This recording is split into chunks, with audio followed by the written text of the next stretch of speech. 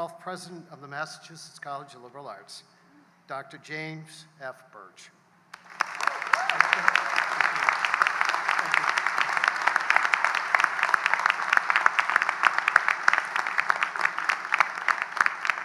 Good morning. I'm delighted to preside over today's 127th commencement exercises and to welcome family members, faculty, staff, alumni, friends, and distinguished guests on this special day. And of course, welcome and congratulations to the class of 2026.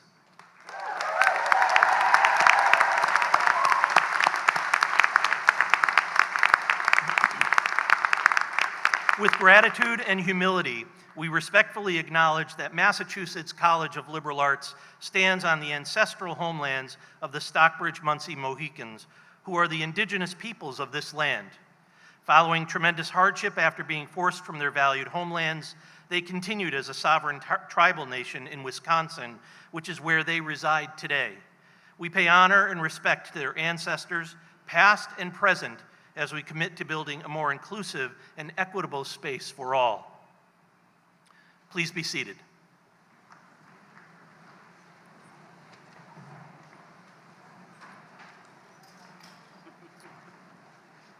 It is my pleasure to introduce to you and to welcome students Naomi Blake, Matthew Bulwer McKnight, Howard Brown, Rory DiVenuto, Helen Kahn, Alexia Moses, Kathleen Najarian, Jaden Nensmith, and Dylan Schenk for a musical performance in honor of the class of 2026.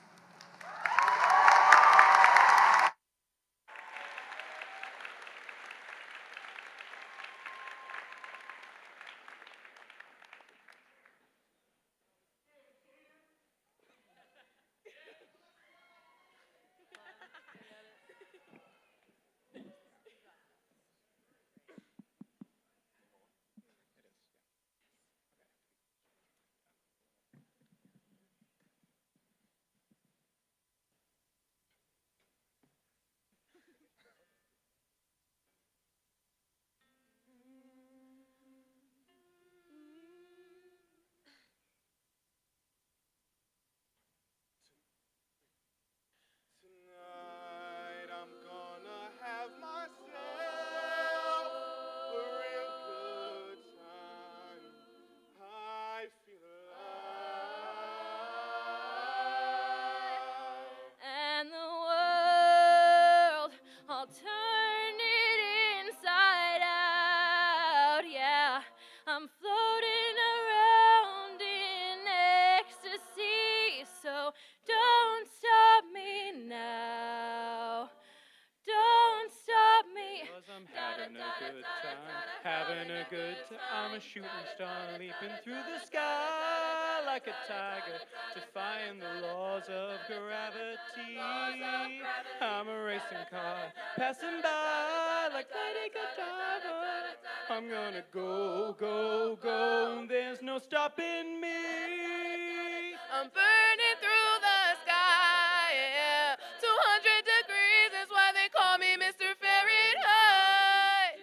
I'm traveling at the speed of light. I wanna make a supersonic man out of you. Don't stop, yeah, don't stop me now. I'm having such a good time. I'm having such a good time. Don't stop me now. You wanna have a good time? Just give me a call. Don't stop me now. Oh, don't stop me now. Oh, don't wanna stop at all. Well. I'm a rocket ship on my way to Mars on a collision course. I am a satellite. I'm out of control. I'm a sex machine ready to reload like an atom bomb about to explode. I'm burning through the sky, yeah. 200 degrees is why they call me Mr. Fahrenheit. I'm traveling at the speed of light. I wanna make a supersonic woman of you. Don't stop me, don't stop me, hey, hey. Don't stop me, don't stop me, ooh, ooh, ooh. Don't stop me, don't stop me. Have a good time, good time. Don't stop me, don't stop me. Whoa, burning through the sky.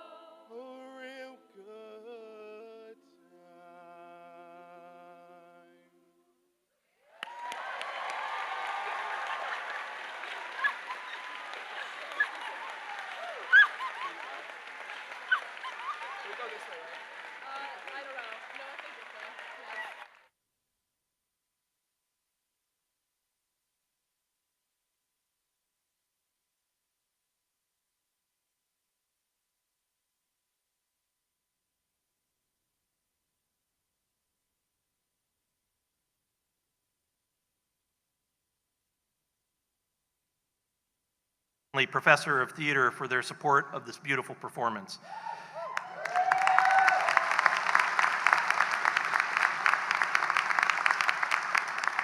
It is now my great pleasure to introduce the Chair of the Board of Trustees of MCLA, Ms. Buffy Lord, class of 1998.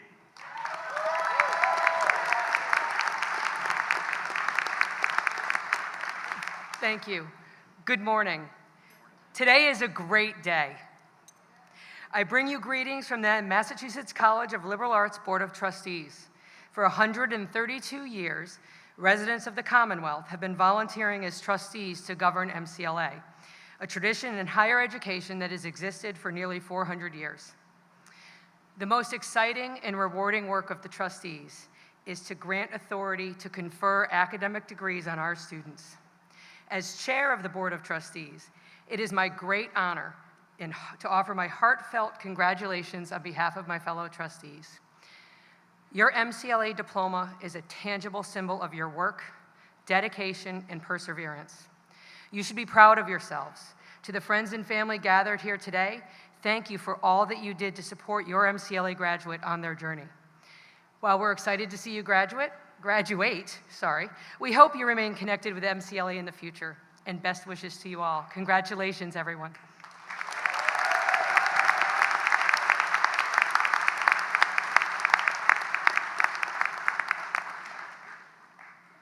Thank you, Chair Lord. For each of you graduates today, commencement is the culmination of years of academic work and accomplishments. During your time at MCLA, you have compiled a long list of accomplishments and inspired us with your success in the classroom, in the lab, on the stage, in the gallery, on the athletic playing surfaces, and in the community. You've studied abroad, conducted research, participated in service trips and internships, and created community service programs to meet the needs you saw in the community. You were inducted into honor societies, held offices in student government, produced works of art, theater, dance, and spoken word, scored goals, runs, and baskets, and crossed finish lines. Some of you returned to college after time off, bringing with you professional and life experiences that enriched classroom discussions and then underscored the importance of lifelong learning. Those of you who have fulfilled the requirements of a master's degree in education and certificates of advanced graduate study have devoted yourself to changing the lives of students through the power of education. Others, like those of you earning your MBA today, have balanced work while attending class on weekends and online to become better leaders and managers. Many of you worked full-time or multiple part-time jobs while you pursued your degree. Some of you are parents, step-parents, and foster parents raising families or caring for parents and grandparents while completing your education, balancing a plethora of responsibilities. Graduates, we are here on this very special day because of the work of many, many members of the MCLA community who have put great energy and care into making today a wonderful day honoring your accomplishments. Today's exercises are made possible with the energy and enthusiasm of our staff in facilities, media services, IT, student affairs, residence life and housing, academic affairs, the registrar's office, MCLA dining services, campus police, institutional advancement, the commencement committee, and countless volunteers. Let's thank this group with our applause.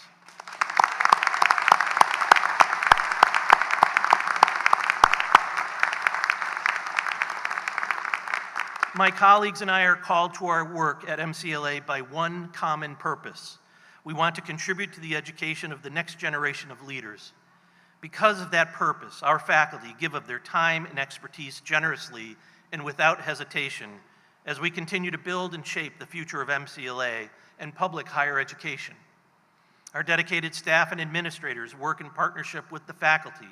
No matter their role or assignment, our staff members go above and beyond to make MCLA a place where students can achieve powerful results.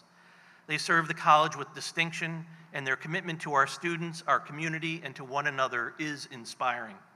I invite the faculty, administrators, and staff who are here, please stand as you are able so that graduates, their families, and friends can recognize and thank you.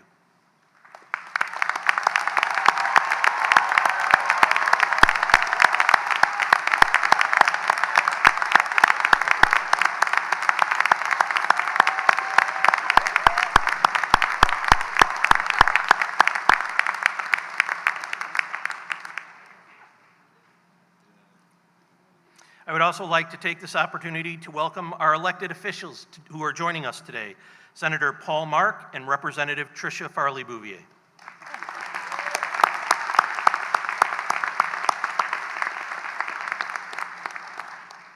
At MCLA, we are fortunate to be served by 3 volunteer boards: our Alumni Board, the MCLA Foundation Board, and the MCLA Board of Trustees. Thank you to the members of these boards. I ask that you all please stand as you are able to be recognized for your many contributions to MCLA.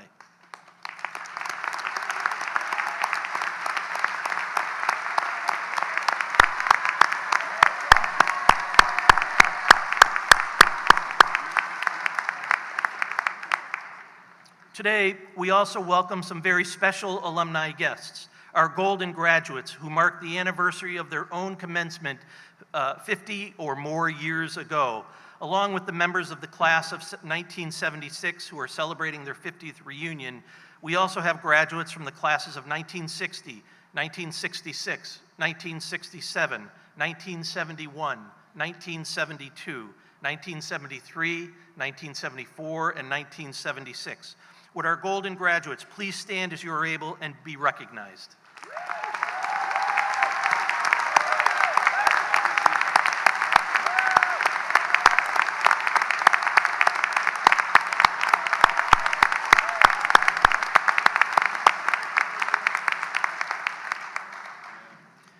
It is now my pleasure to introduce class speaker Ava Basayo. Ava is a graduating MCLA senior majoring in psychology with a concentration in behavior analysis and a minor in Spanish. A student athlete, student ambassador, and MCLA scholar, she has also served as an active leader in Student Government Association, Class Council, the Ski Club, and Career Services. Ava has conducted and presented psychological research at professional conferences, and her work at Vermont Veterans Home, where she supports veterans in social services and behavioral health, has shaped the direction of her career. Through multiple jobs and scholarship aid, she is graduating today debt-free. This fall,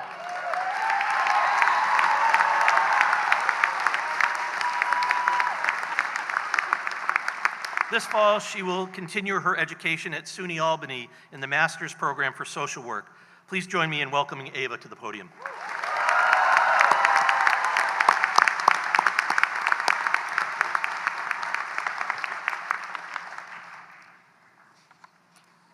What's up?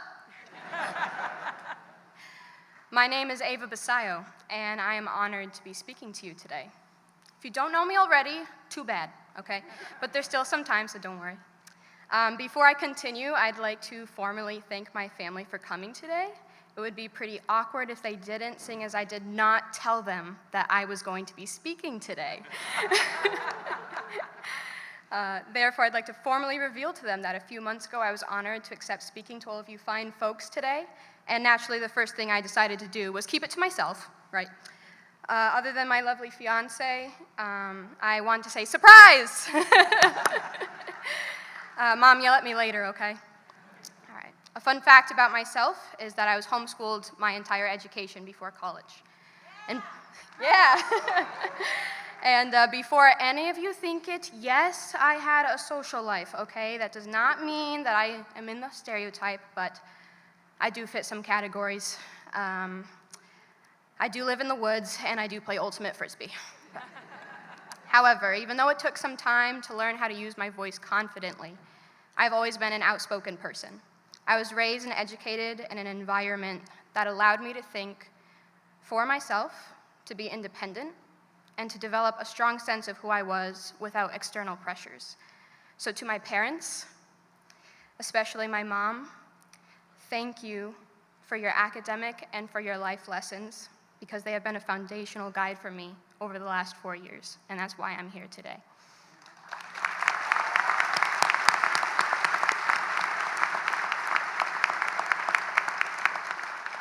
Now, being outspoken did not always mean I was confident in how I carried myself. I've become very involved on campus, but that did not develop until much later. I've learned that growth cannot happen all at once, and it took time to find my place and find my people, such as my best friend Cinderella and future bridesmaid, and she was the class president and student of the year this year.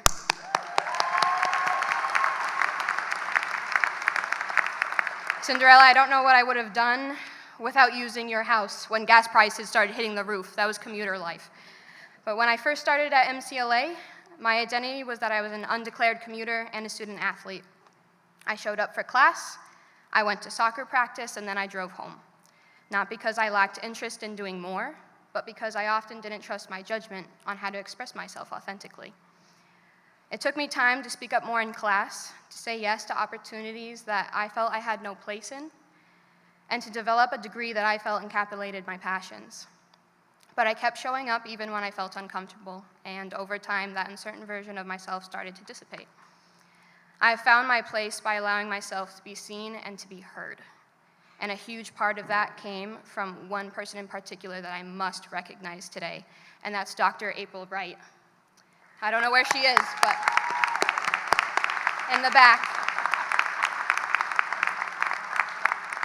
2 years ago, I completely tore my ACL during a soccer match, which was on top of a back injury that I sustained from a car accident a few months prior.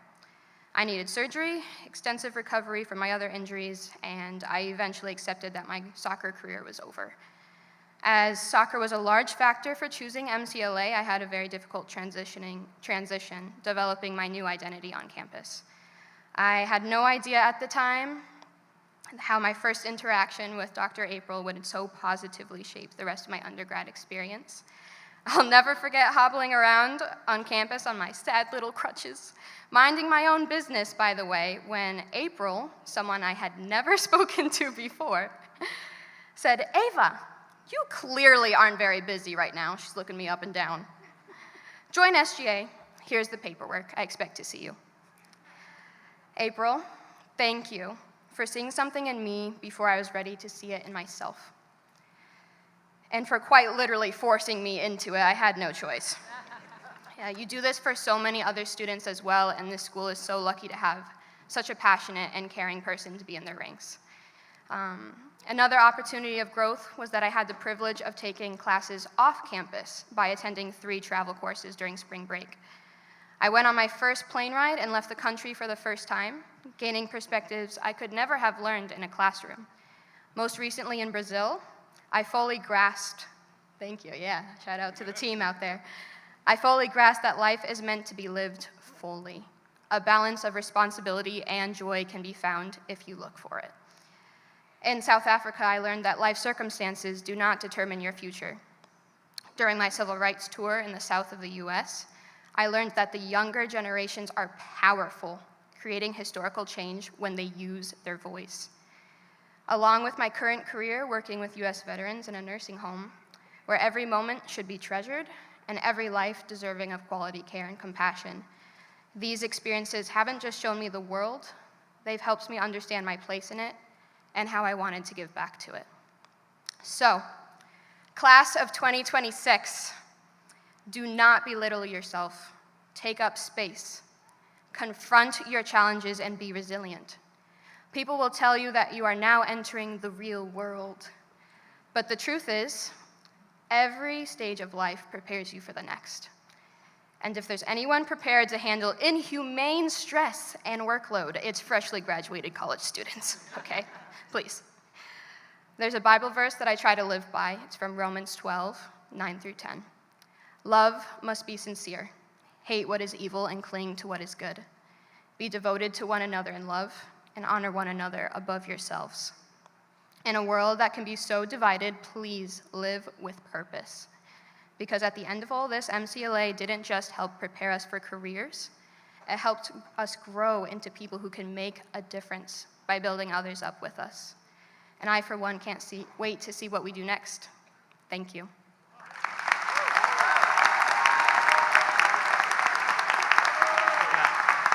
Well done.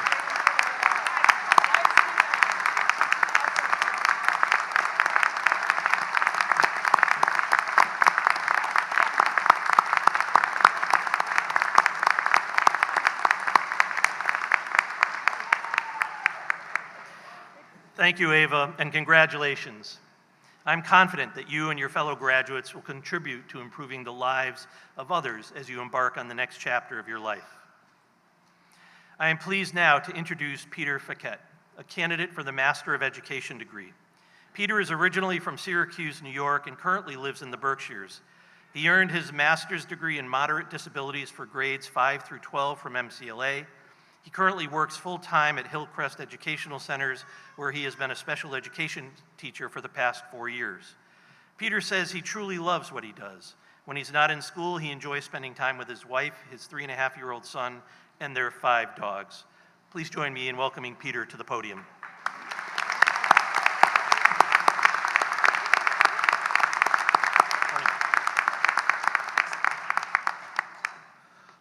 Good morning. To my fellow graduates, congratulations, we did it.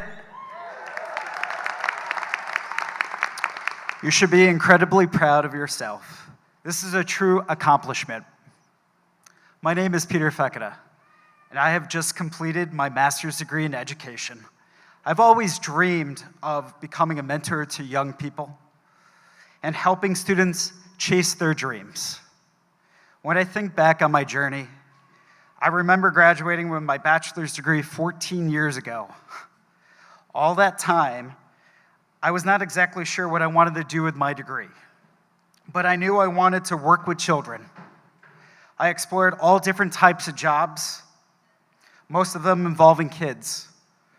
Over time, it felt like teaching kept calling to me. No matter what path I tried, I realized that teaching was the path meant for me. About 4 years ago, I moved to the Berkshires and was given a wonderful opportunity of working at a behavior school. There, I was able to begin teaching while also starting my graduate classes. At first, I was nervous, a little overwhelmed, because I've been a solid C student during my undergrad years. But after years of conversations with my friends and family about this opportunity, I realized that this was something I truly wanted to pursue. It was my dream, and I needed to take the steps to make it a reality. For the next 3.5 years, I took classes that challenged me and pushed me to think about the endless possibilities in supporting all types of learners. When I began student teaching and gaining experience in the public school setting, I discovered new tools and strategies and guidance to help shape me into the educator I am today. As I finish my degree, I can look back and see how much hard work and determination it took to reach this goal. And also, I know I could not have done it without my incredible support of my wife and my family, who stood by me and encouraged me every step of the way. Congratulations again to all of you. Cheers.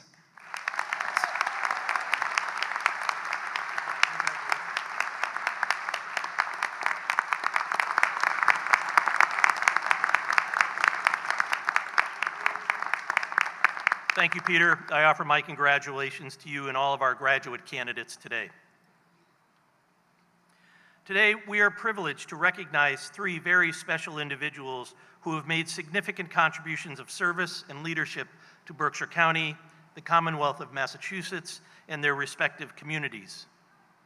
This year's honorary degree recipients are accomplished and distinguished. Their achievements in the areas of public service, education, and the arts are noteworthy and unique. Would Chair Lord and Trustee Bernard please join me at the podium as we recognize our honorary degree recipients. Would Mr. Mohan Budram please join us at the podium?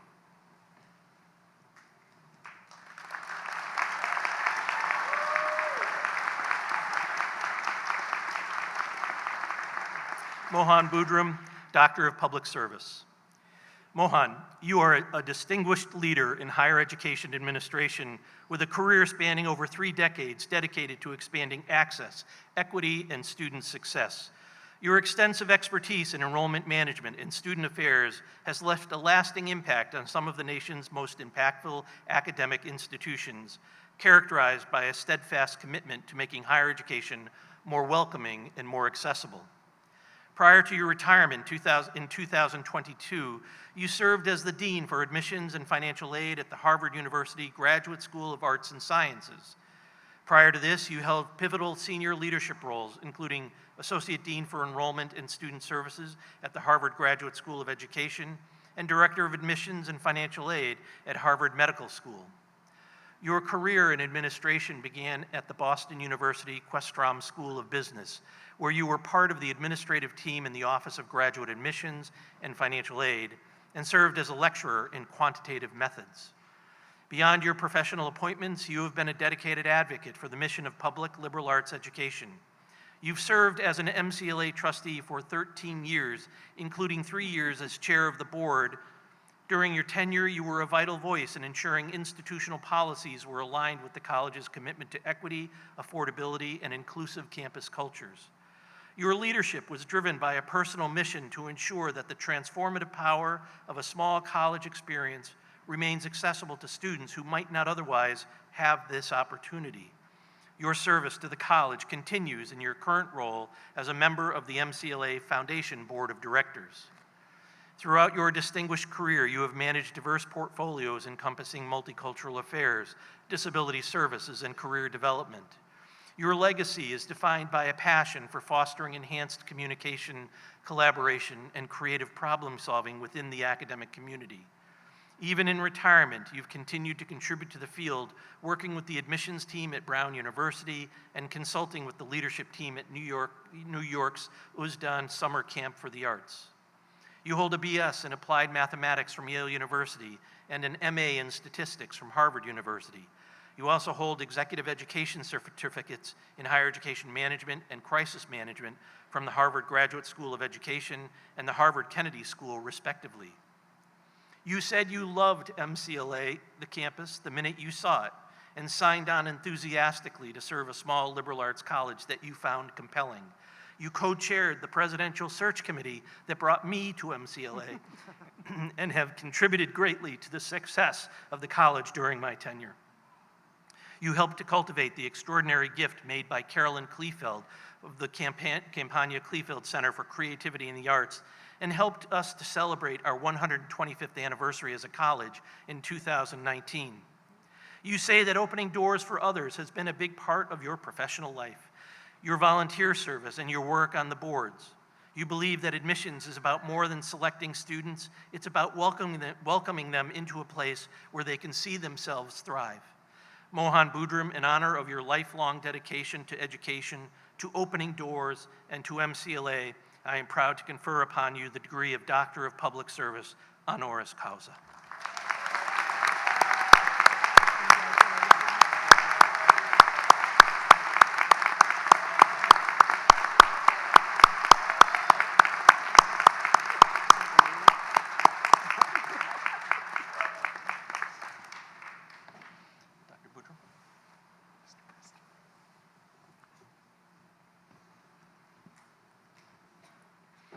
Would Dr. Mary Grant please join us at the podium?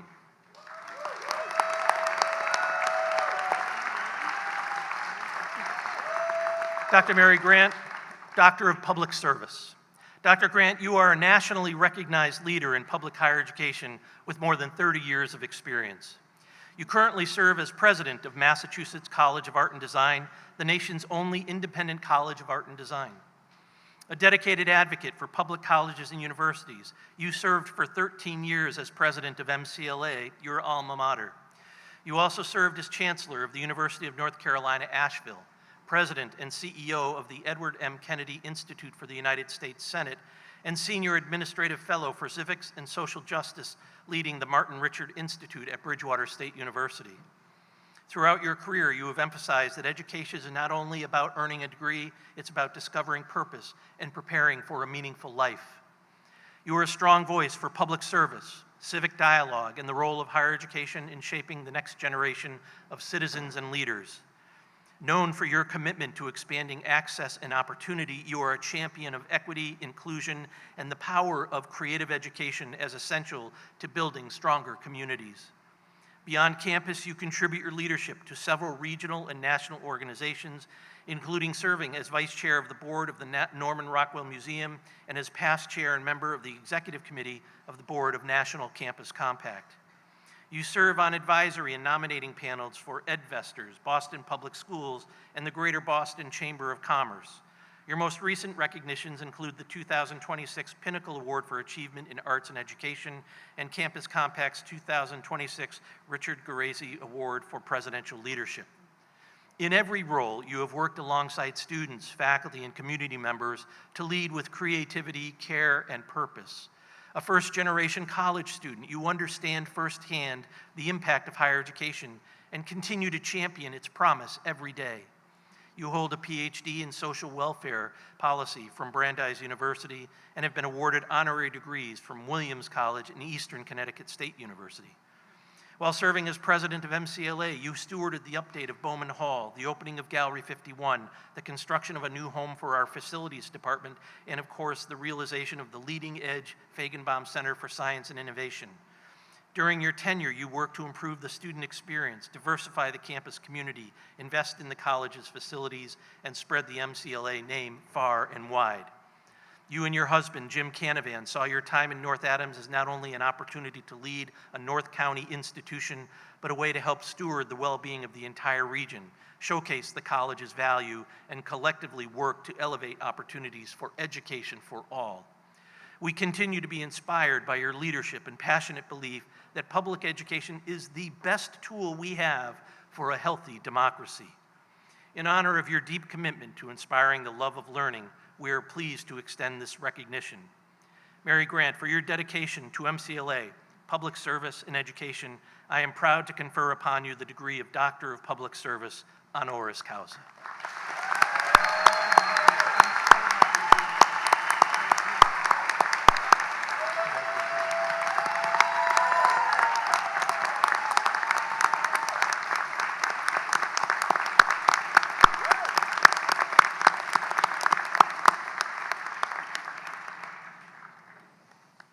Would Mr. Michael Bobbitt join us at the podium?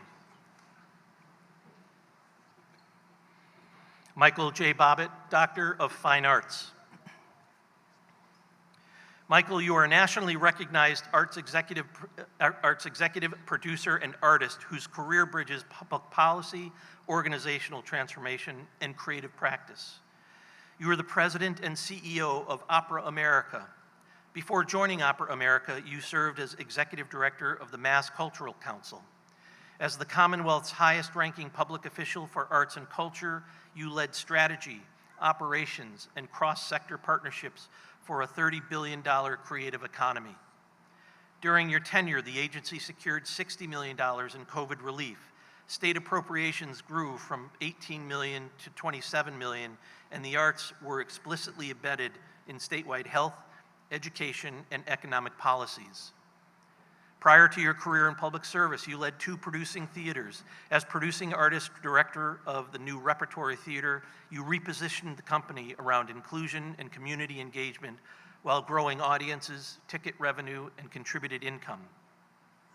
As artistic director of Adventure Theater MTC, you oversaw major audience growth, quadrupled fundraising, commissioned more than 50 new works, earned national media attention, merged with a theater academy to strengthen education pipelines, and pioneered sensory-friendly and autism-inclusive performances that became a national model.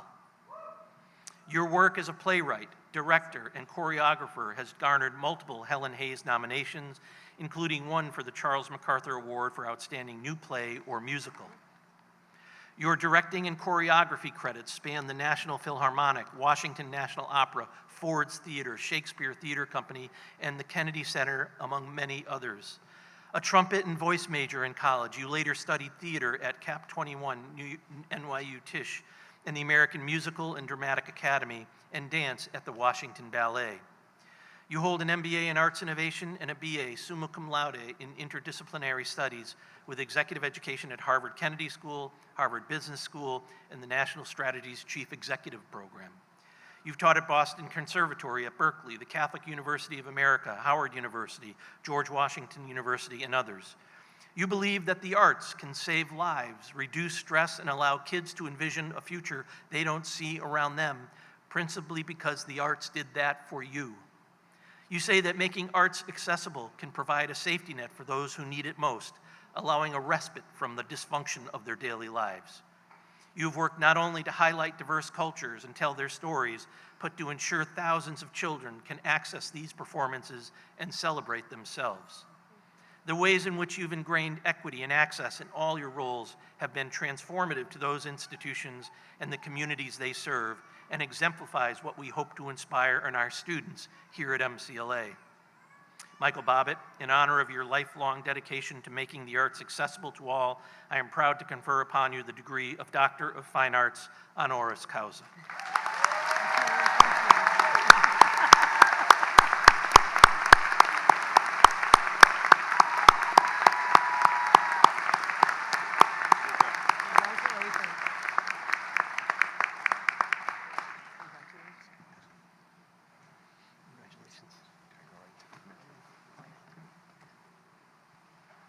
Thank you so much.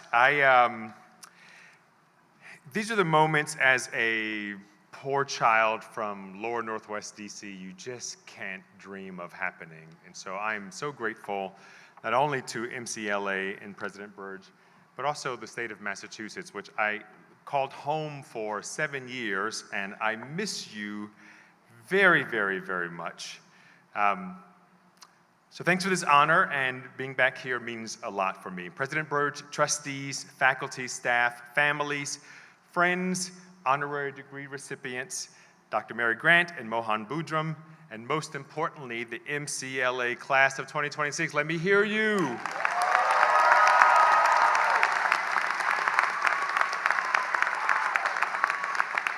Graduates, repeat after me, 200 degrees. Burn that sky. Supersonic. Don't stop me now. Graduates, I want you to look around for a second. Look at your families. Look at your friends. Look at your faculty. Look at the people who helped you get there. The ones who sent money. The ones who sent snacks. The ones who sent texts saying, "Did you eat? I'm proud of you. Are you sure about that major?" And graduates, let's be honest. Some of you are probably sitting here today thinking, "I cannot believe I made it." And some of your parents might be thinking, "I cannot believe they made it." And some of your faculty might be thinking, "I cannot believe they turned that final paper in at 11:59 p.m.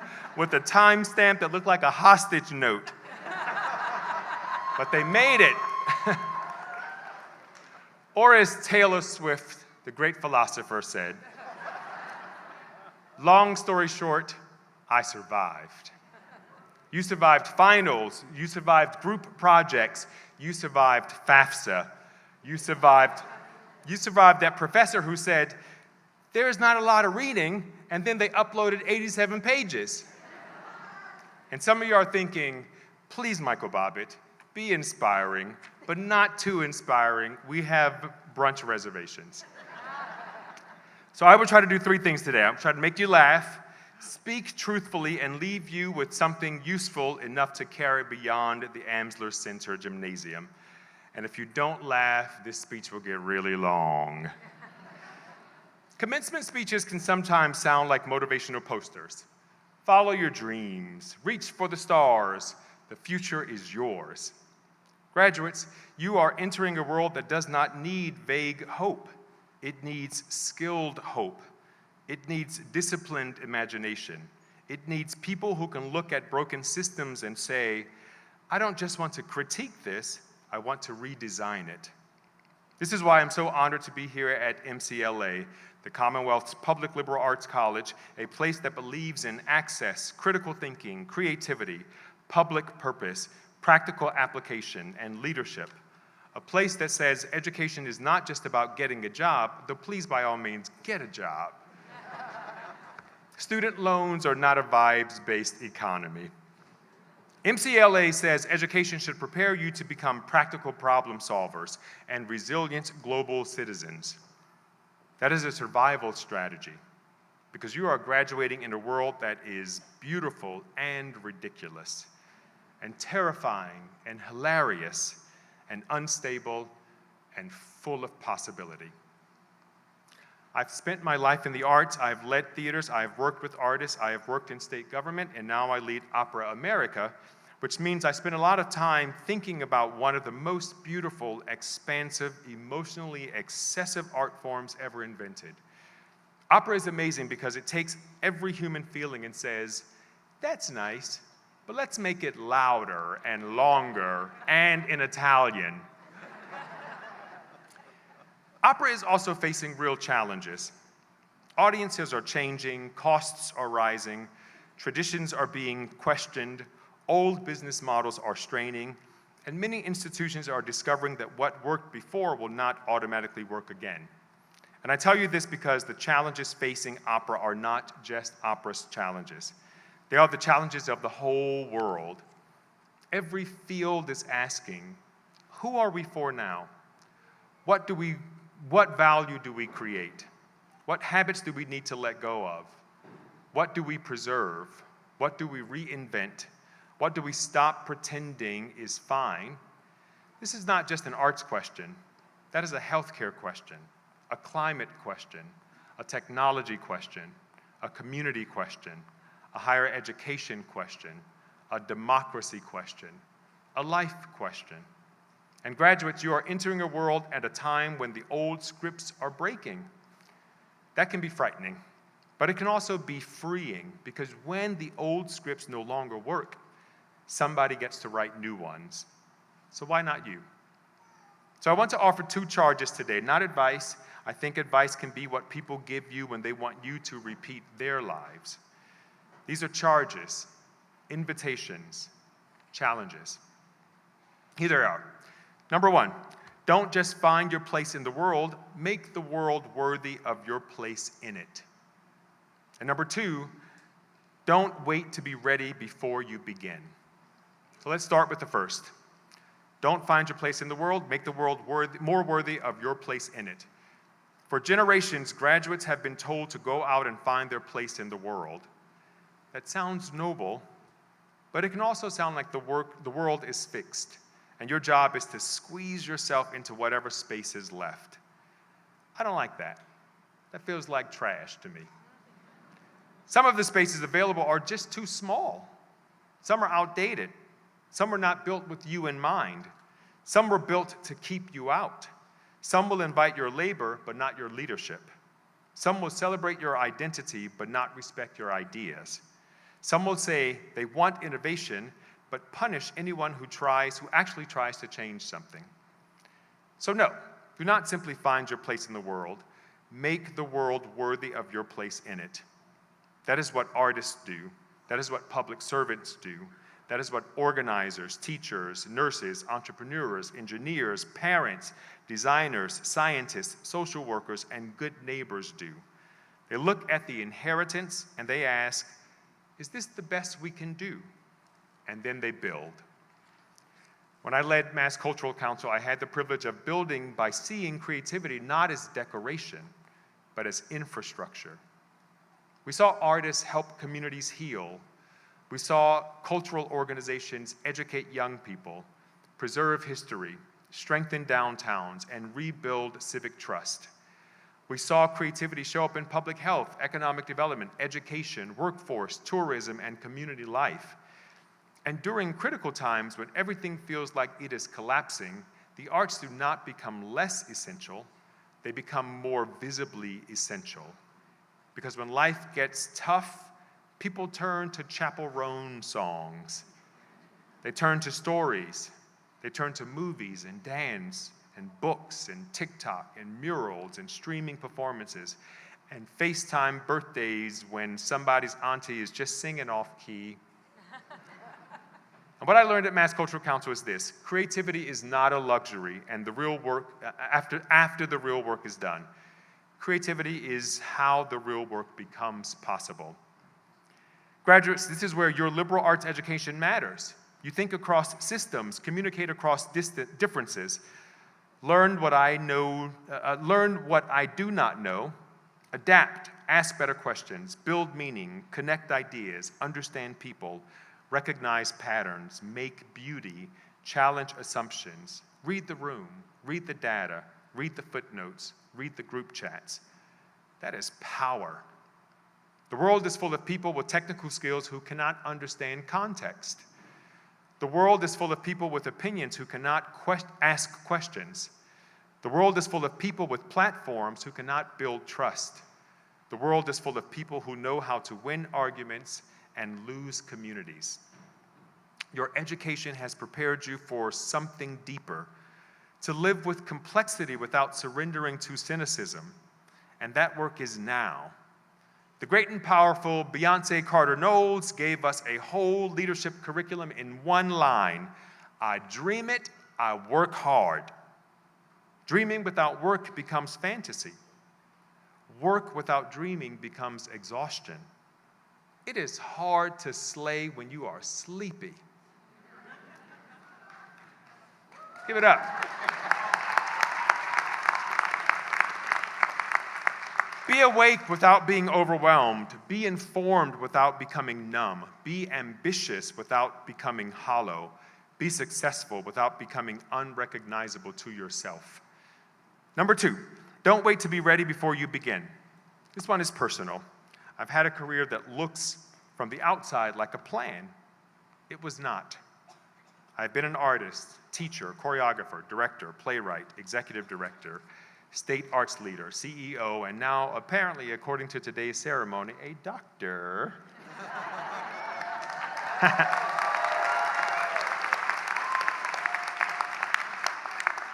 Mama Bobbitt is really proud.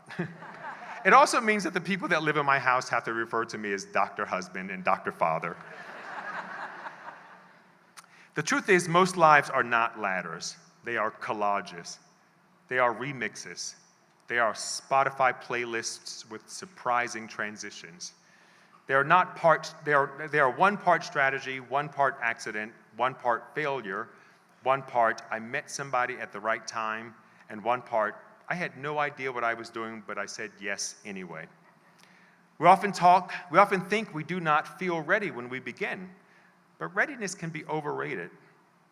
Now, I'm not saying just vibe your way into neurosurgery or biotech or rocket science. Preparation matters, discipline matters, skill matters. But if you wait until you feel completely ready, you may wait forever. Most meaningful things begin before you feel qualified. The first time you lead a meeting, the first time you negotiate a salary, the first time you move to a new city, the first time you say, I love you. The first time you say, I'm sorry. The first time you say, this is not working. The first time you say, I deserve better. The first time you say, I have an idea. The first time you say, why are we doing it this way? The first time you say no. The first time you say yes. You will be tempted to believe that other people have a secret manual. They do not. Some people have privilege, some people have mentors, some people have money, but nobody has the whole manual. Everybody is improvising with purpose. The difference is that some people learn to improvise with purpose. This is what artists know. In rehearsal, you do not wait for perfection to enter the room. You enter the room so perfection has somewhere to visit. You make a choice. You test it. You fail. You adjust. You listen. You try again. You learn the difference between a mistake and a discovery. That is a life skill. And it matters because the world you are entering will not hand you clean problems. It will hand you tangled ones. Climate change is not just a science problem. It is a politics problem, an economics problem, a design problem, a justice problem, a storytelling problem. Public health is not just a medical problem. It is a trust problem, a communication problem, a housing problem, a food problem, a loneliness problem. The future of work is not just an employment problem. It is an education problem, a dignity problem, a technology problem, a meaning problem. And the future of democracy is not just a voting problem. It is a belonging problem, a truth problem, a listening problem, and a courage problem. You have been educated for tangled problems. Your liberal arts degree is a contract to help the world solve tangled problems. Also, I'm really sorry about all the tangled problems we are handing you, like a lot. We kind of nailed that. Sorry. So some of you are thinking, this all sounds beautiful, but I also need to pay the rent. Yes, idealism without material reality is just expensive poetry. So let me be practical. As you leave here, learn how money works. Learn how contracts work. Learn how institutions work. Learn how power works. Learn how budgets reveal values. Learn how meetings actually move decisions.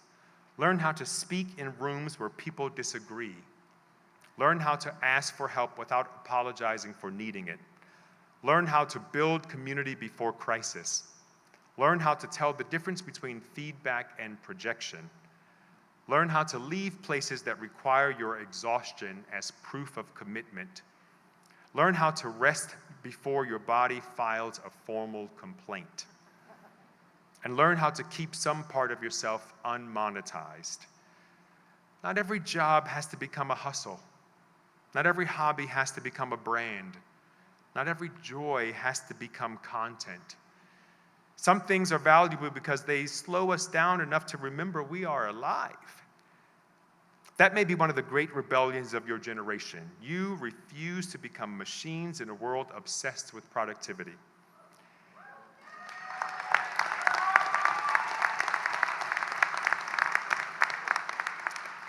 I want to speak for a moment to the families.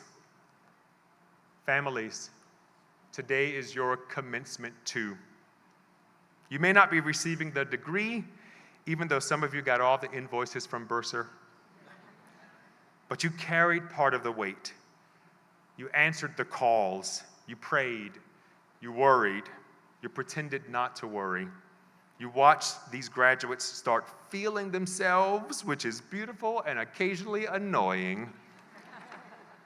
But today, you get to celebrate because the person sitting before you has crossed a threshold, not into uncertainty, not into ease, but into greater capacity.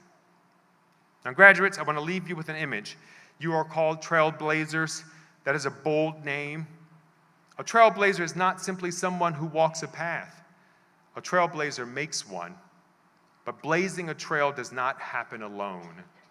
Every trailblazer is carrying tools made by somebody else. Every trailblazer is guided by stars they did not create. Every trailblazer stands on grounds shaped by ancestors, teachers, workers, neighbors, friends, and strangers. Trailblazing is communal courage moving through uncertainty. So as you leave MCLA, need people, love people, build with people, argue with people. Find the people who make you braver and kinder at the same time. Find the people who tell you truth without trying to shrink you. Find the people who celebrate your becoming, not just your performance. And be that person for others. Because the future will not be saved by isolated geniuses. It will be saved by networks of people willing to practice courage together. The future belongs not to the loudest, not to the richest, not to the most certain, but to the most adaptive, the most creative, the most courageous, the most willing to learn. The world needs your questions. The world needs your art, your science, your organizing, your teaching, your caregiving, your entrepreneurship, your public service, your humor, your refusal to, and your repair. I believe the world needs people who can hold contradiction. As you go from this place, here's my charge. Do not simply chase success, define it. Do not simply enter rooms, change what rooms are for. Do not simply protect your resume, protect your wonder. Do not simply make a living, make a life that gives life. Do not simply ask, what can I get? Ask, what can I build? Ask, who is missing? Ask, what is possible now that was not possible before? Ask, what must I refuse? Ask, what must I imagine? And when the world feels like it's too much, too loud, too broken, too divided, too expensive, too uncertain, too extra, too everything, everywhere, all at once, remember this. You do not have to fix the whole world in one gesture. Just be the kind of person through whom repair is possible. One honest conversation, one brave question, one generous act, one beautiful idea, one institution challenged, one community strengthened, one young person encouraged, one old pattern interrupted, one door opened, one trail blazed. Graduates, I'm going to ask you to do something. Please stand if you can and face your parents, family members, chosen families, mentors, friends, whoever helped you carry this day. Find them. Look them in their eyes. All right. Raise a hand for the graduates' pledge, which I just made up.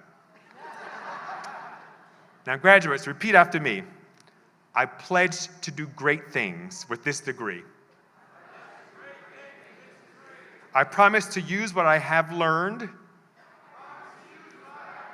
to make a living and make a life that gives life to others. I promise to visit often, not only for free snacks, clean laundry, or just a quick $100, which you will never see again. I promise to remember that I did not get here alone. So today, in front of everybody, in this cap and gown, I say thank you and I love you. And I pray.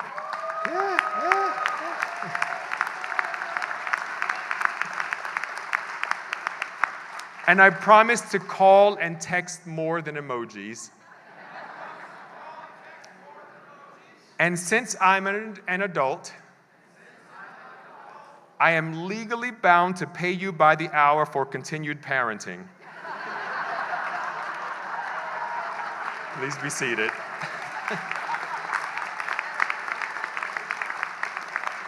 Parents, should we normalize that? Charging adult children for parenting?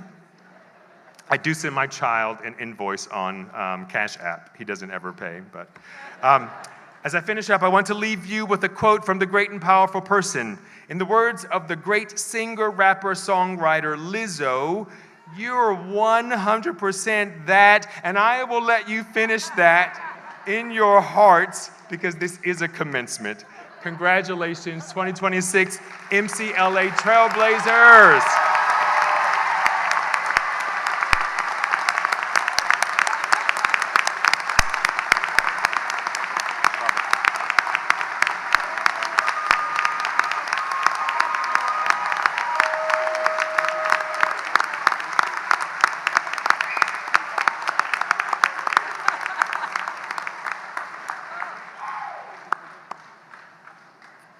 Thank you, Dr. Bobbitt.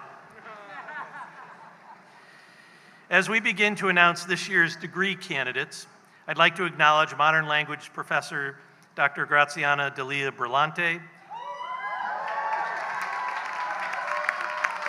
and Provost Dr. Richard Glazier, who will help us through this important part of the program. Thank you, Drs. Delia Brillante and Glazier.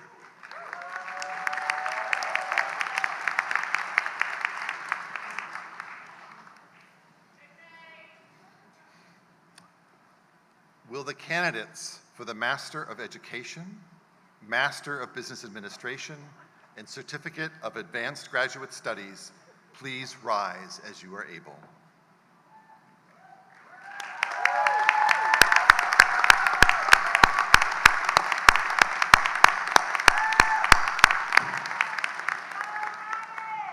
President Burge, I have the honor to present the candidates who have completed the requirements for the Master of Education, Master of Business Administration, and Certificate of Advanced Graduate Studies. By the authority vested in me by the Commonwealth of Massachusetts, through the Department of Higher Education and the Board of Trustees of Massachusetts College of Liberal Arts, I am pleased to confer upon these designated candidates who have completed all academic requirements and who have been approved by the graduate faculty, Master of Education, Master of Business Administration, and Certificate of Advanced Graduate Studies with all the rights, privileges, and responsibilities pertaining thereto. I invite faculty who have served as graduate program advisors to assemble in the area adjacent to the ramp to my right to greet the graduates. Will the candidates for Master of Education, Certificate of Advanced Graduate Studies, and Master of Business Administration please come forward?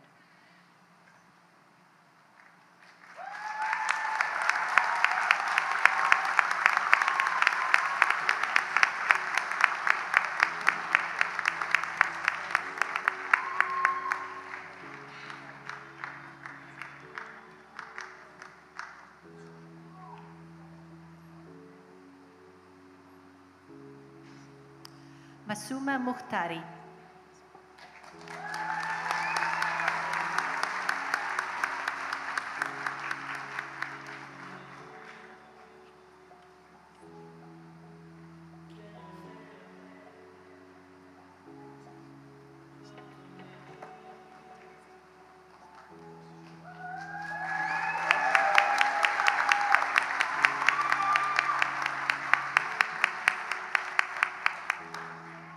Alicia Yaton.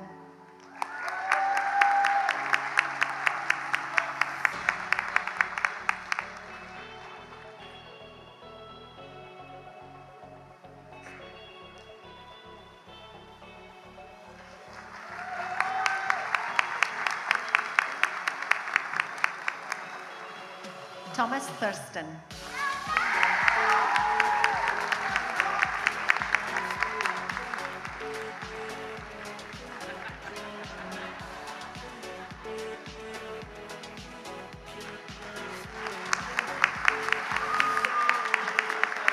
Paul Roeder.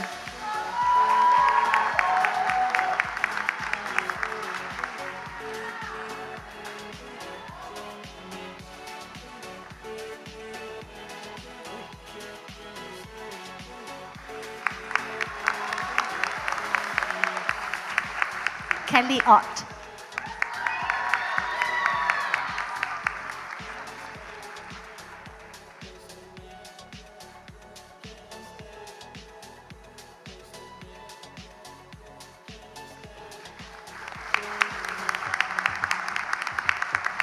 Sarah Lipinski.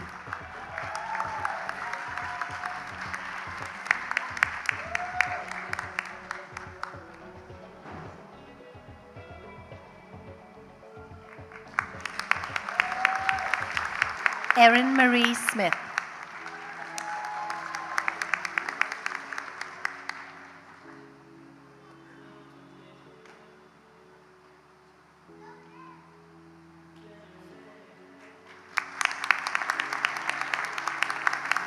Rochelle Marie E. Lucky.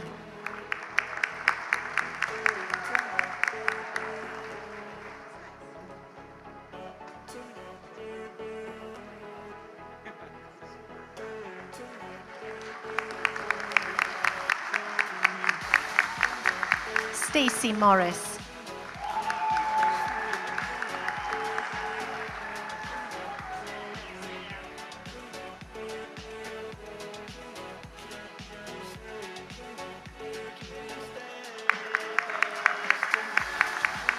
Amanda Terzigny.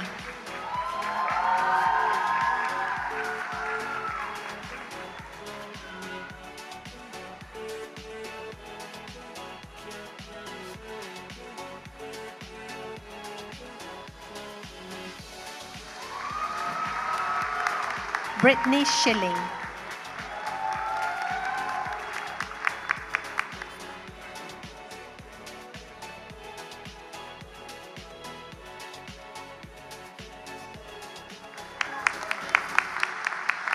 Alexis Rose Vachereau.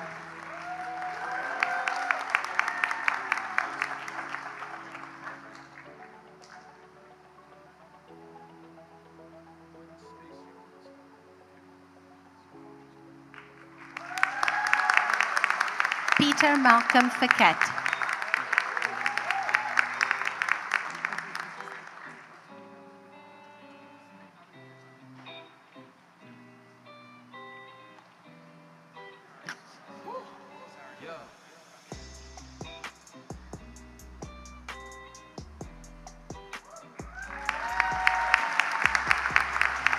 Ryan P. Biros.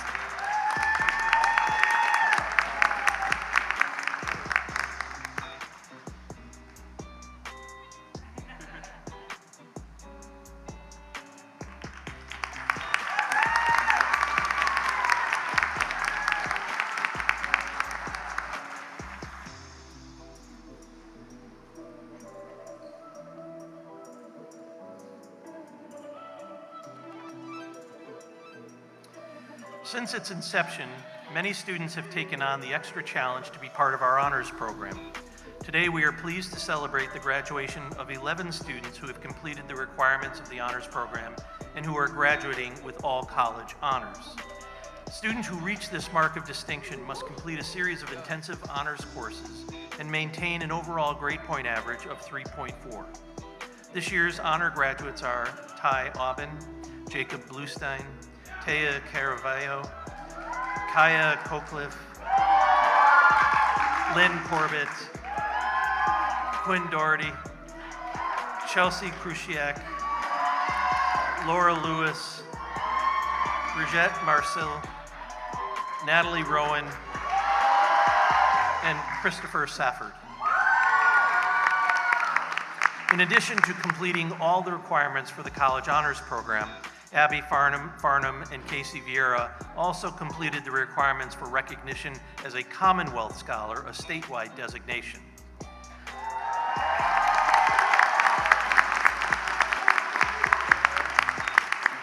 Also, we would like to acknowledge our 2026 MCLA Scholar, Taya Caravallo. An MCLA Scholar is a student who has demonstrated significant achievement in independent scholarly work under the supervision of a faculty advisor, shown evidence of professional scholarship, and maintain a minimum GPA of 3.25. Would this year's honors program graduates and MCLA Scholars please stand as you are able to be recognized. Congratulations on this important achievement.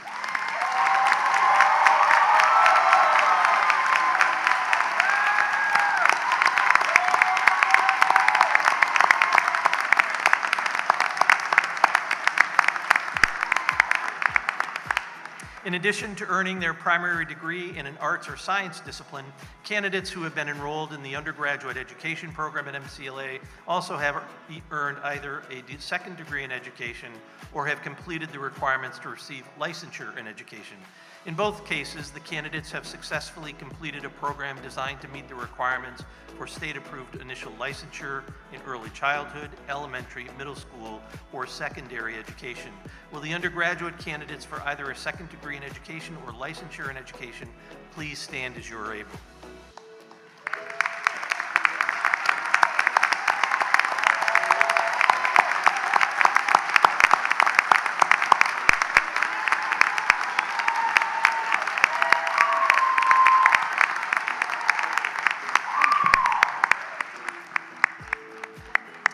A number of students receiving their baccalaureate degrees today do so with distinction as a result of superior academic achievement.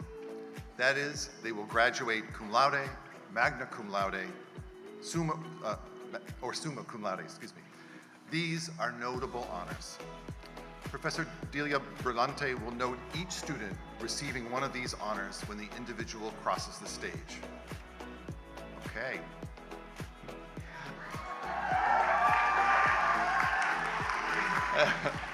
Now, will all the candidates for the degrees of Bachelor of Arts and Bachelor of Science of the class of 2026 please rise as you are able.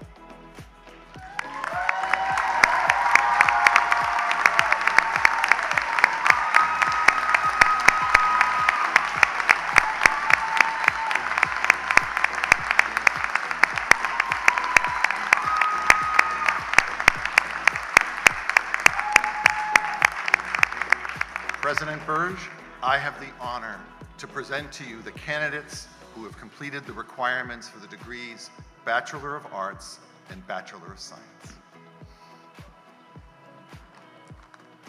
By the authority vested me in the Commonwealth of Massachusetts through the Department of Higher Education and the Board of Trustees of Massachusetts College of Liberal Arts, I am pleased to confer upon these designated candidates who have successfully completed all academic requirements and who have been approved by the faculty the degrees Bachelor of Arts and Bachelor of Science with all the rights, privileges, and responsibilities pertaining thereto. You may be seated.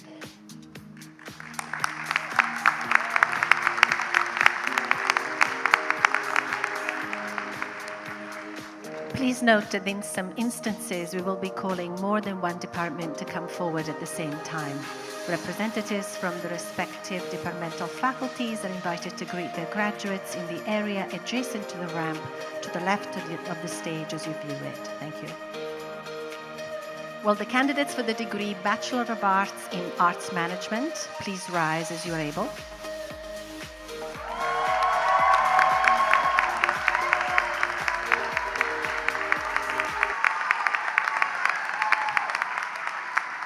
Will the candidates for the degree Bachelor of Arts in Art please rise as you are able?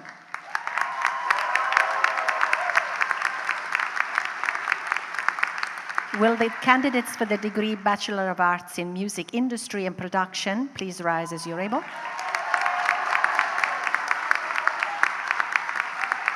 Will the candidates for the degree Bachelor of Arts in Theatre please rise as you're able? Will the candidates for the degree Bachelor of Arts in Performing Arts please rise as you're able? And will these 5 groups please come forward?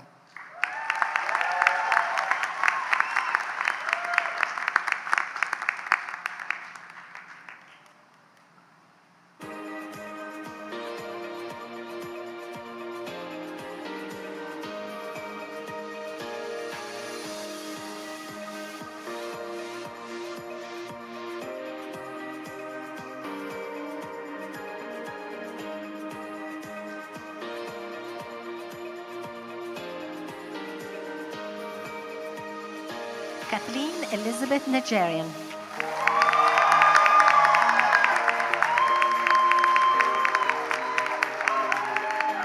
Helen Khan, cum laude.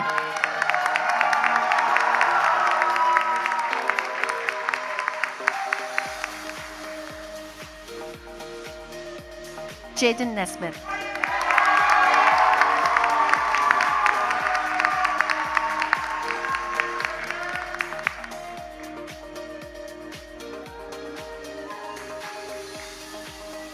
Howard Brown.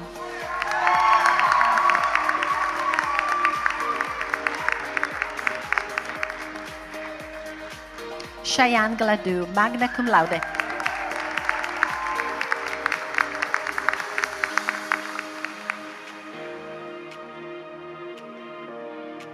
Max Sweeney, summa cum laude.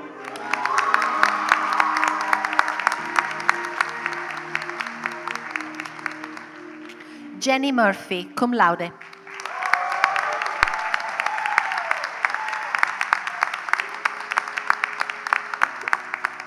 Inaya A. Ogletree, summa cum laude.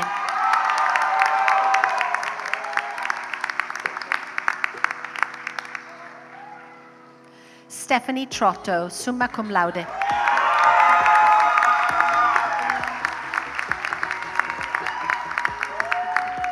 Kunal Owen Manmanian.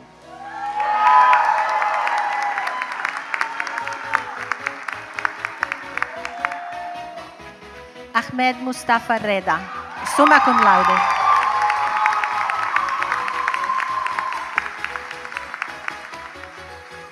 Joseph King, cum laude.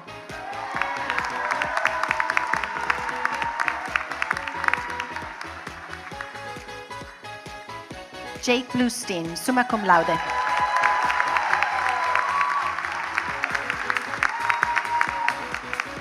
Will the candidates for the degree Bachelor of Science in Business Administration please rise as you're able and come forward?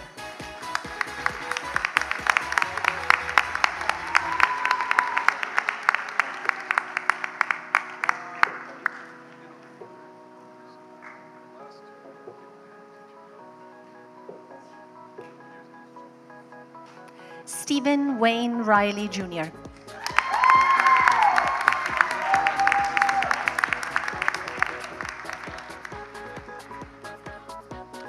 Joshua Hemstock.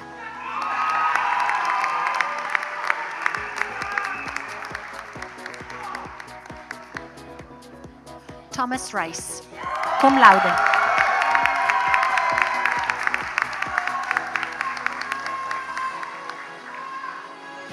Ryan Rushbooth.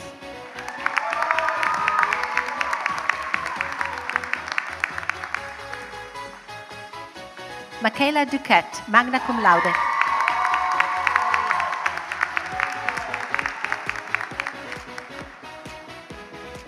Eliana Casey.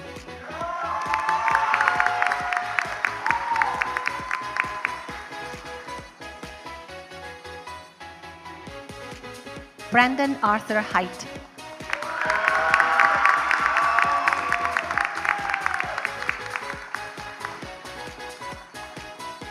Stephen Leonard Donaldy II, summa cum laude.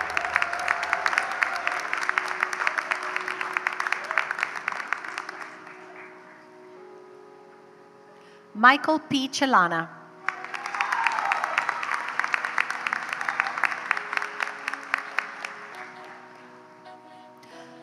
Edward Bonney.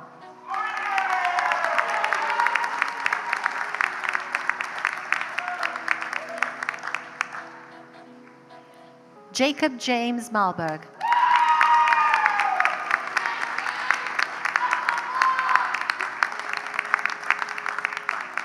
Suki Sukenik.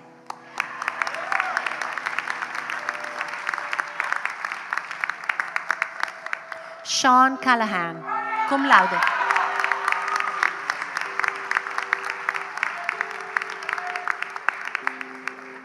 Troy Andrew Mikalik.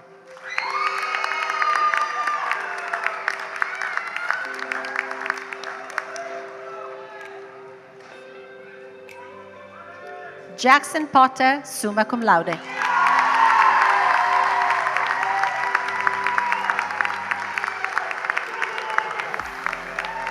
Will the candidates for the degree Bachelor of Arts in English please rise as you are able? And will the candidates for the degree Bachelor of Arts in Communications please rise as you're able? And will these two groups please come forward?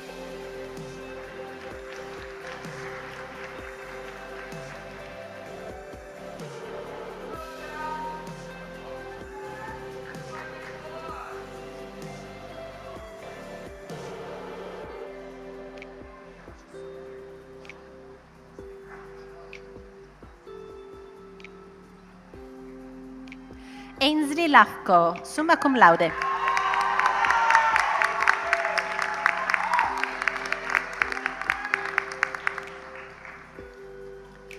Benjamin McFadden.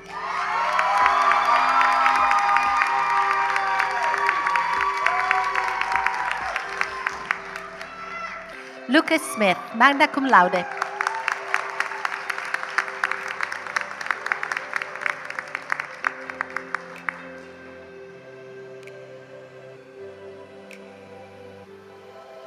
Anthony Andolina.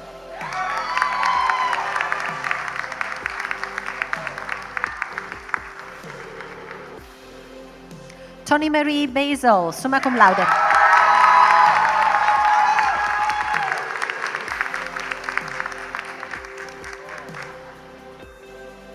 Kyle Manzolini, magna cum laude.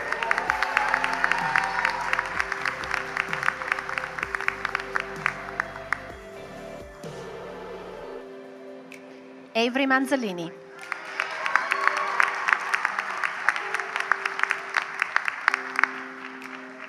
Elliot Pratt.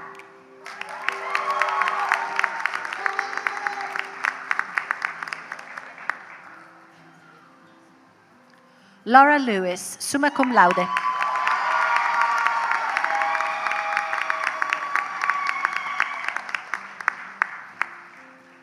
Freya Langley, magna cum laude.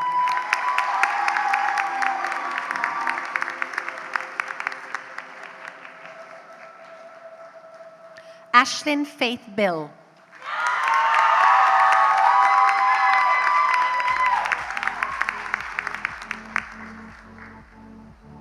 Brigitte Marcel, summa cum laude.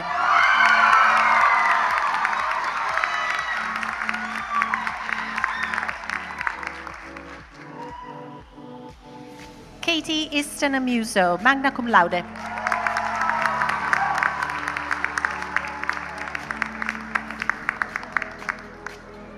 Clark Stading, magna cum laude.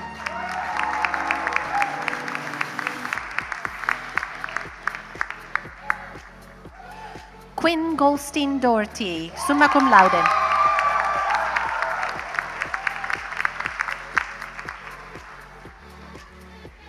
Anne Margaret Fergal, cum laude.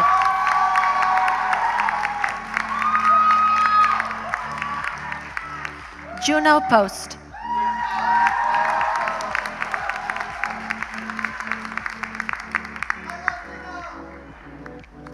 Casey Teresa Vieira, magna cum laude.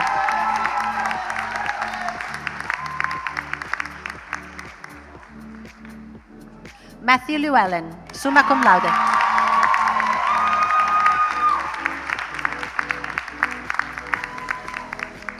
Michael Lynch, summa cum laude.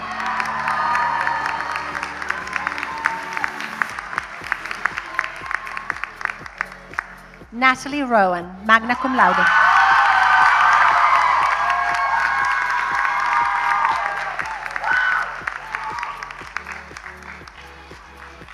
Will the candidates for the degree Bachelor of Science in Mathematics please rise as you're able? Will the candidates for the degree Bachelor of Science in Computer Science please rise as you are able? And will these two groups please come forward?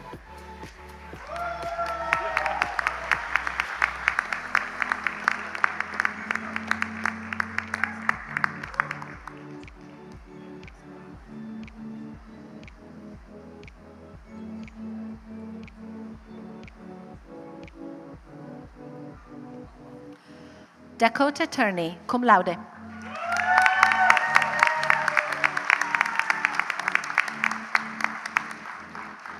William Garrity, summa cum laude.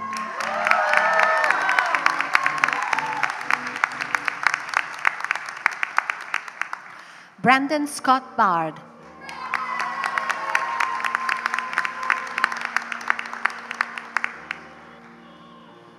Kaylee Strayer, summa cum laude.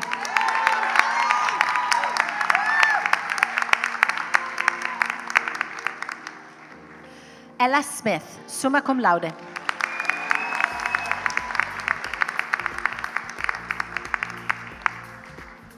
Will the candidates for the degree Bachelor of Arts in Interdisciplinary Studies please rise as you are able?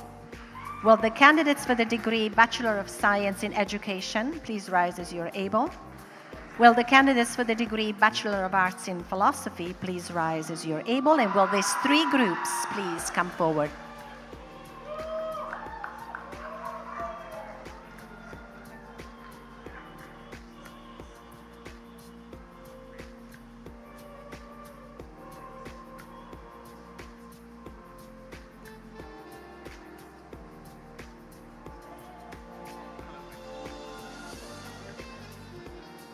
Evie Ross, cum laude.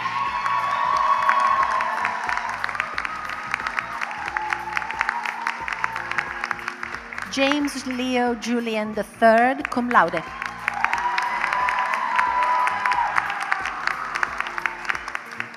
Chris Safford, summa cum laude.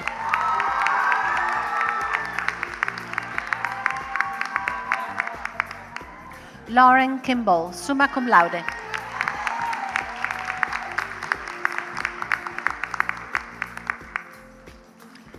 Mary Joanne Kipp, magna cum laude.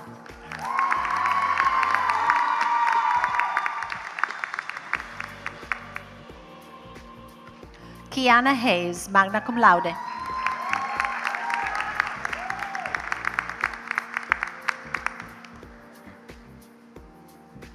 Erin Marie Streck, cum laude.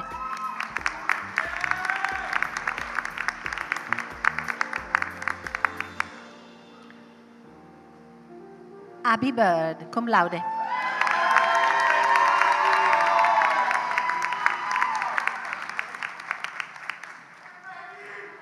Maggie Helene Klasinski.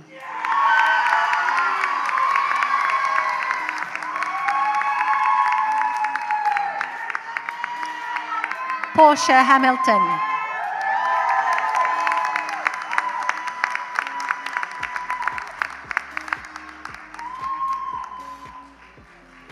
Nora Barber.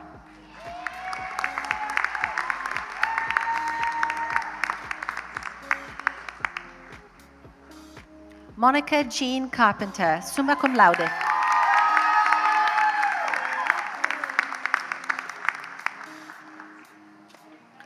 Rosa Hernandez O'Neill, summa cum laude.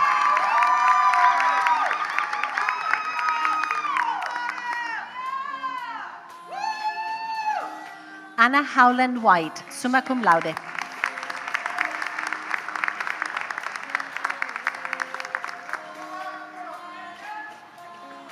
Evan Jerome Hines.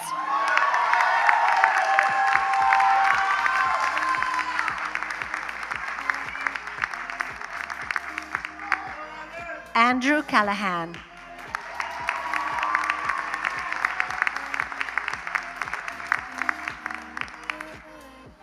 Chelsea Krudiak, summa cum laude.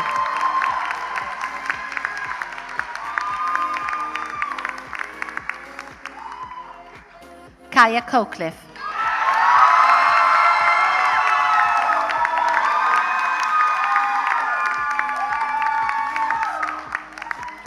Will the candidates for the degree Bachelor of Arts in Psychology please rise as you're able? Will the candidates for the degree Bachelor of Arts in Sociology please rise as you're able? And will these two groups please come forward?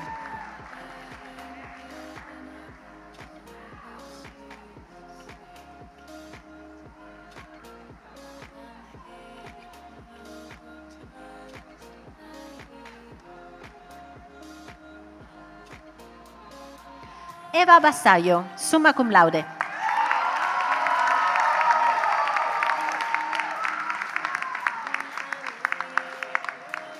Callie Cook.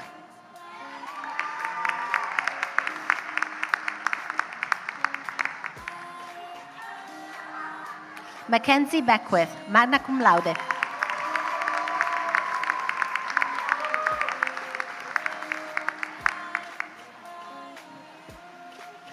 Joseph Matthew Barbosa.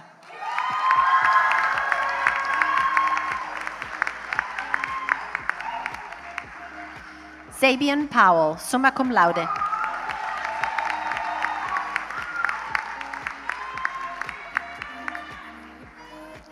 Kevin Blake Jr.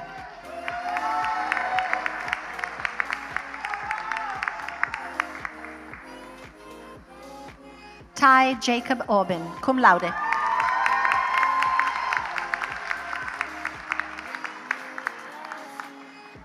Michael Scott Wormuth Jr., cum laude.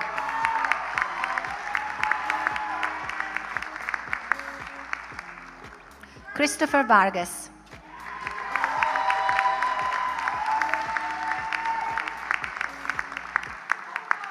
Logan Leisure.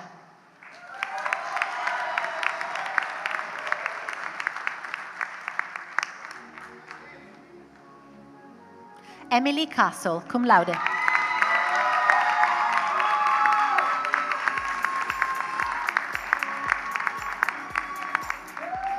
Casey Lynn Yerrick, magna cum laude.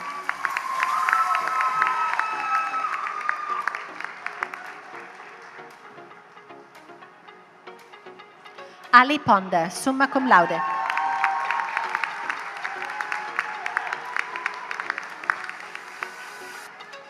Angelle Russell.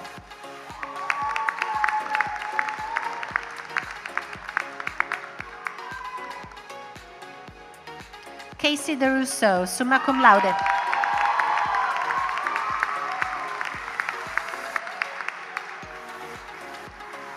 Craig Williams.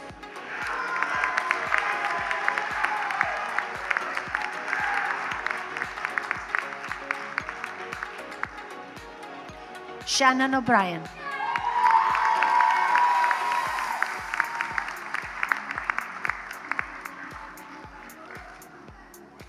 Gianna Tarantino, summa cum laude.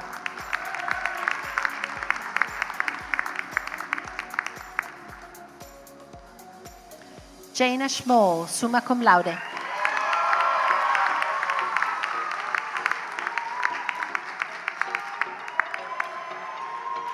Jadens Meribella.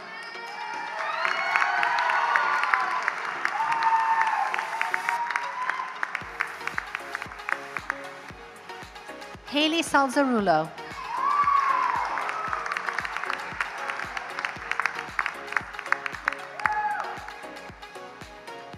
Blake Cribbs.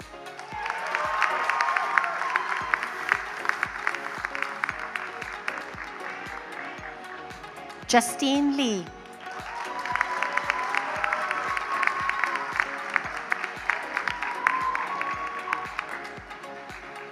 Emma Elaine Matthews, magna cum laude.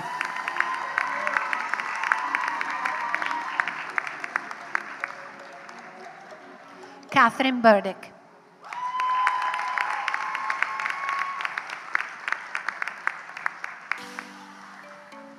Abby Farnham, summa cum laude.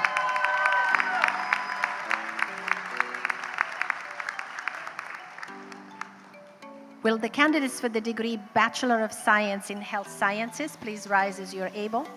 Will the candidates for the degree Bachelor of Science in Radiologic Technology please rise as you're able? And will these two groups please come forward?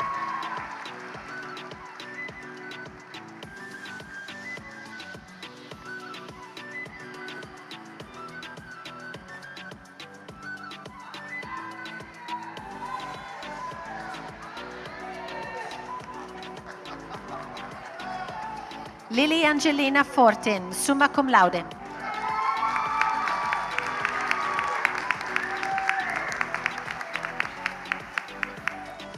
Riley Joy, cum laude.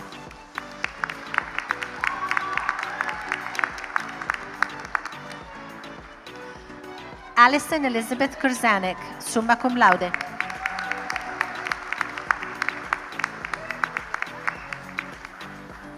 Avery McGrath, summa cum laude.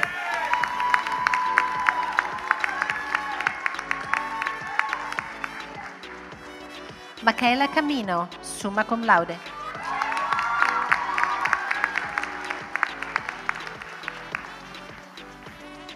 Katrina Nakaya, cum laude.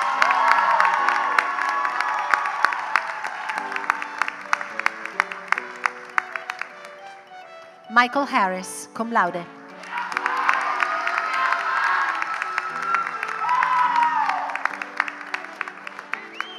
Mariama Bayo.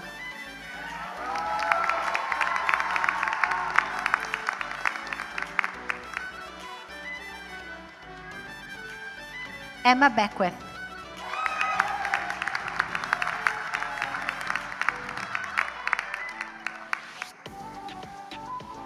JC Tart, magna cum laude.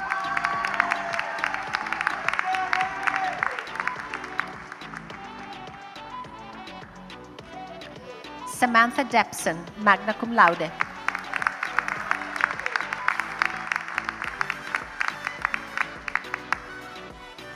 Stephanie Laconto Doherty, cum laude.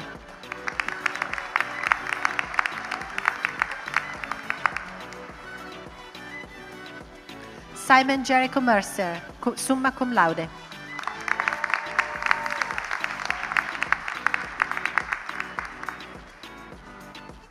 Thomas Hickey, cum laude.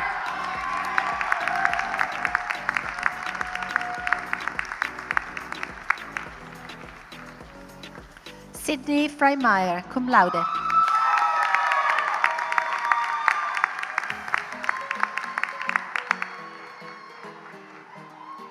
Alexis Pingelski, summa cum laude.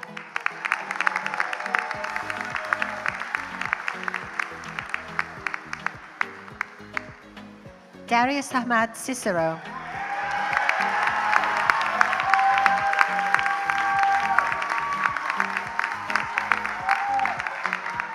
Jasmine Hooper.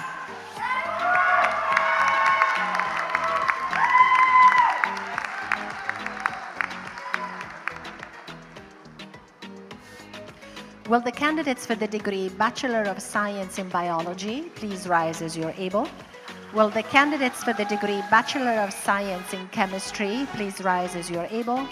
Will the candidates for the degree Bachelor of Science in Environmental Studies please rise as you're able? Will the candidates for the degree Bachelor of Science in Physics please rise as you are able, and will these 4 groups please come forward?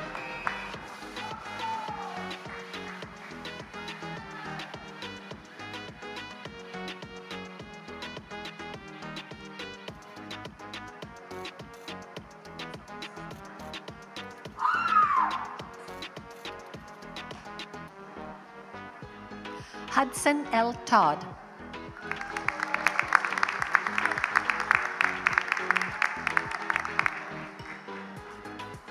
Zachary Ryan Morin, magna cum laude.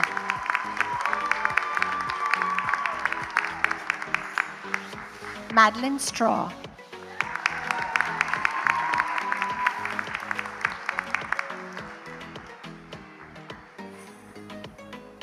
Mo Piantoni.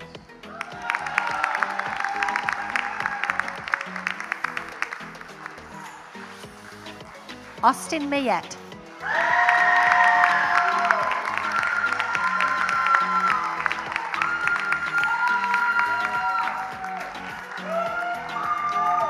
Tyler Patrick Pettit, summa cum laude.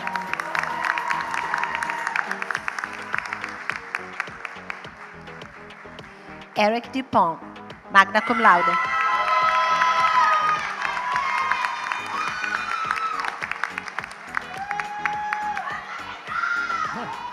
Abigail Nicole Klein.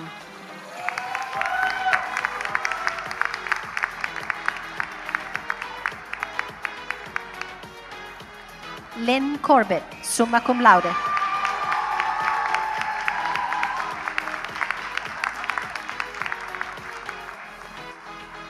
Grace Stewart.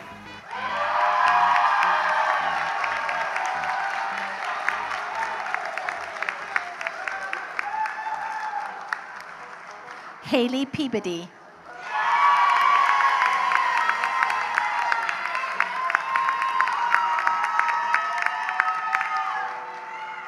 Elizabeth Brown, summa cum laude.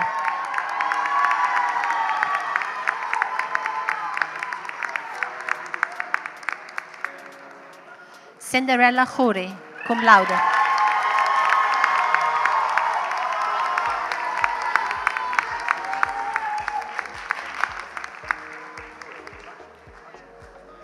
Sam Broderick.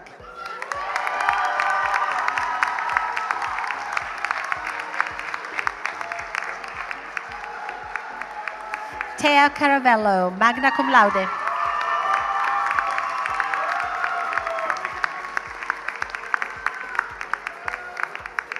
Madison Pratt, cum laude.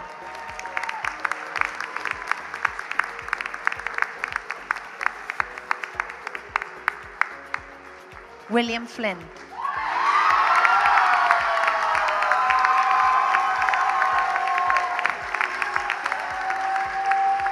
Will the candidates for the degree Bachelor of Arts in Political Science please rise as you are able? Will the degrees for the, will the candidates for degree Bachelor of Arts in History please rise as you are able, and will these 2 groups please come forward?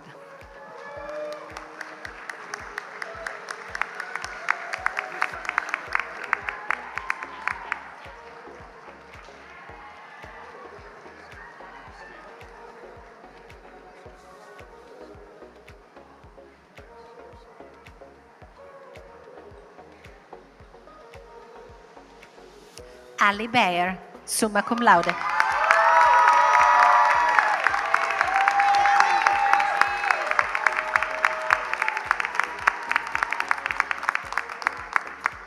Veronica Bella, cum laude.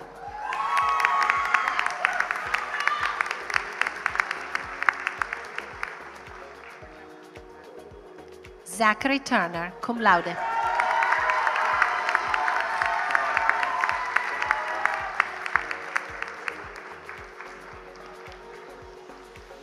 George Grattan.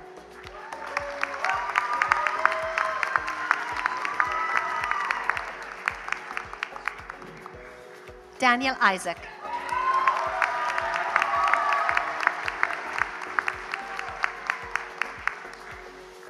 Connor Deal, magna cum laude.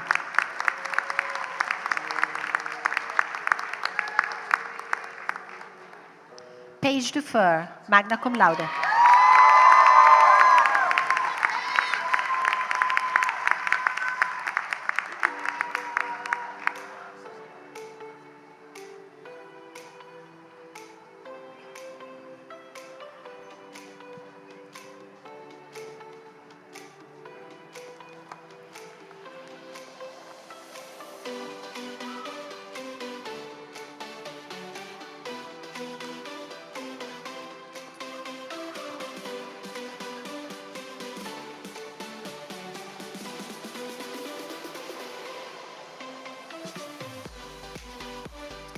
The Greek philosopher Heraclitus suggests the only permanence in life is change. If that thinking is true, you, the graduating class of 2026, are very different people today than when you arrived at MCLA. It is the case that you now have a developing expertise in an academic discipline that you did not have 4 years ago. You've discovered the importance of others' way of thinking that have challenged and perhaps changed your own thought patterns. Some of you arrived as business majors and are leaving as artists, while others who dreamed of becoming a teacher discovered the complexities of our educational system and are ready and prepared to enhance its quality. Some of you discovered an inner leader that allowed you to become president of the Student Government Association or captain of your athletic team. All of you have changed in one way or another, which is exactly what a liberal arts education should accomplish. You are now ready to learn even more about yourselves, your careers, and the world. Students, you are graduating into a divided world, and you're exactly what it needs. You've already done the hard work on your campus, listening, debating, compromising, and reaching across difference. Carry these skills with you. Higher education is essential to a healthy democracy. It is where we prepare global citizens, not just for careers, but for life, to think critically, to engage across difference, and to contribute to the communities we share. The world and our communities are calling for more MCLA graduates to ameliorate the conditions that have become so oppressive and so dangerous for so many. Use your education, your knowledge, to create change while bringing more kindness into the world. As the Reverend Dr. Martin Luther King said, "Darkness cannot drive out darkness, only light can do that. Hate cannot drive out hate, only love can do that."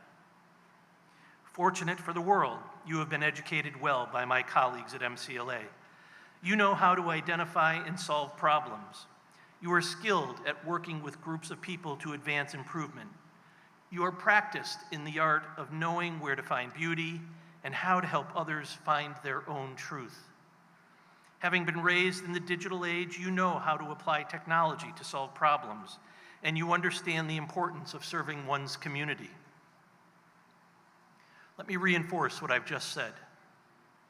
MCLA educates people to help advance society. We educate people to discover beauty and truth.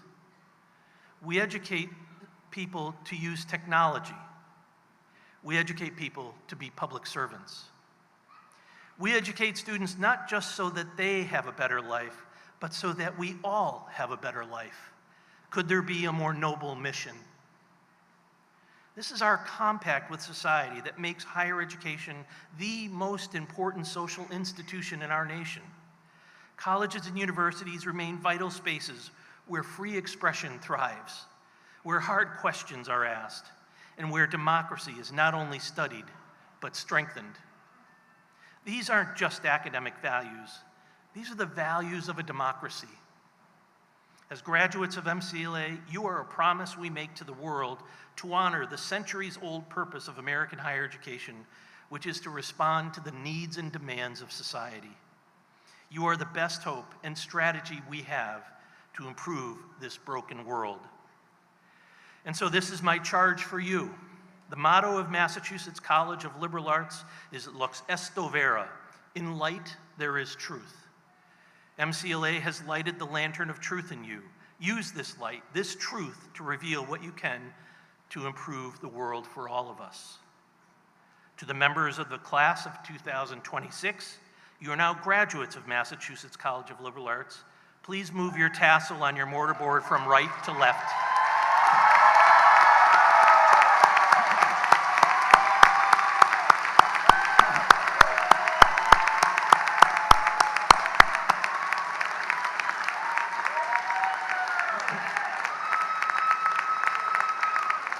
And for one last time, these 127th commencement exercises are now concluded.